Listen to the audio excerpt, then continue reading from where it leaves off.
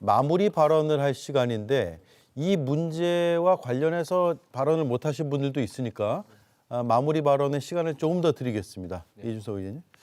이게 마무리 발언인가요, 이제? 예. 제 끝까지 쓰세요. 아니, 저는 방금 전에 개헌 논의에 있어가지고요.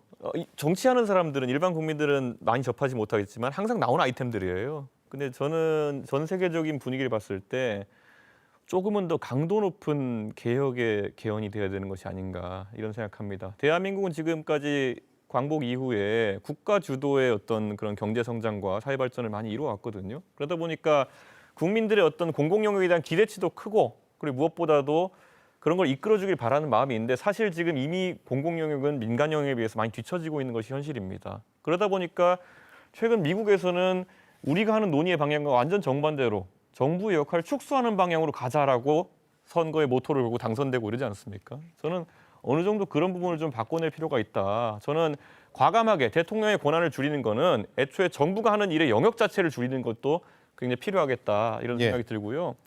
저는 지금 상황에서 대한민국이 시대가 바뀌었다는 걸 인지해야 됩니다. 우리가 양대 정당이 지금 시대적인 과제를 해결하지 못하는 이유는 산업화와 민주화의 과정은 일단락이 됐는데 아직까지도 산업화 시대의 영광을 바탕으로 운영되는 정당, 민주화 시대의 영광을 바탕으로 운영된 정당이 계속 그 틀에 끼워 맞추려고 하는 상황이다. 저는 이렇게 생각합니다. 최근에 그 젊은 세대가 상당히 출렁임이 심한 걸 보고 많은 분들이 의아하게 생각하지만요. 저는 이렇게 분석합니다. 젊은 세대가 생각하는 정치에 대한 관점은 자유라든지 권리라든지 이런 것에 대해서 진지한 고민을 많이 하거든요. 그런데 최근에 일련의 탄핵 과정이 있어가지고 초기에는 계엄이 그런 나의 권리와 자유에 대한 위협으로 받아들여졌고 그 다음부터는 또 그 계엄을 풀어나가는 과정에서의 범야권의 움직임이 어느 정도는 또 나의 자유와 권리에 대해서 침해하려고 하는 것이 아닌가라는 우려를 갖게 됐다고 합니다. 그런데 이거는 양쪽 진영에서 이런 우려를 불식시켜야 되는 것이고요. 저는 그 과정에 답이 있을 것이다 이렇게 생각하고 오늘 제가 내내 계속 얘기했지만은 타협안이 나올 수 있다. 지금 이 시점에도 지금 관저에 진입하느니 마느니 하는 시점에도요. 타협안을 누군가 고민해야 된다. 그리고 저는 항상 그 부분에 있어서는 우리 존경하는 정성호 선배님이 민주당에서는 역량과 그리고 또 의지가 항상 있으시다 믿기 때문에 정말 부탁드립니다, 선배님. 바로 이어서 발언권을 드리겠습니다. 늘 안타까운 게 국회에서 예. 대화, 타협, 양보, 조정 이런 말이 사라졌습니다. 사실은 뭐 여당도 그렇고 야당도 그렇고 제가 늘 대화하고 타협하고 양보해야 된다. 그리고 조정하고 합의해야 된다고 얘기를 하면은 뭐 요새 말로 수박 소리를 많이 듣습니다.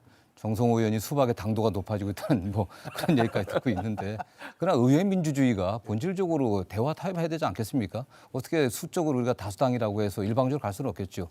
그러나 저는 아까 뭐 이철희 수석도 말씀한 것처럼 여당의 책임도 굉장히 있는 것 같아요. 대통령은 대통령답게, 여당은 여당답게 해야 됩니다. 여당과 대통령이 사실은 국정 운영에 공동 책임을 지고 있지만 국회거든요. 그렇기 때문에 국회는 또 행정부를 적절하게 견제하고 견인해야 될 책임이 있습니다. 근데 그렇지 못했거든요. 지금까지 저는 뭐 저희가 여당일 때나 야당일 때나 늘 보면은 국회가 대통령실의 여의도 출장소처럼 그렇게 행동했습니다. 독자성을 갖지 못했었어요. 저는 저희 민주당도 그게 큰 차이가 없었다고 보고 있습니다. 그런 면에서 여당이 되든 야당이 되든 국회가 독자성을 갖고 서로 대화 타협할 수 있어야 된다고 보고 있고요.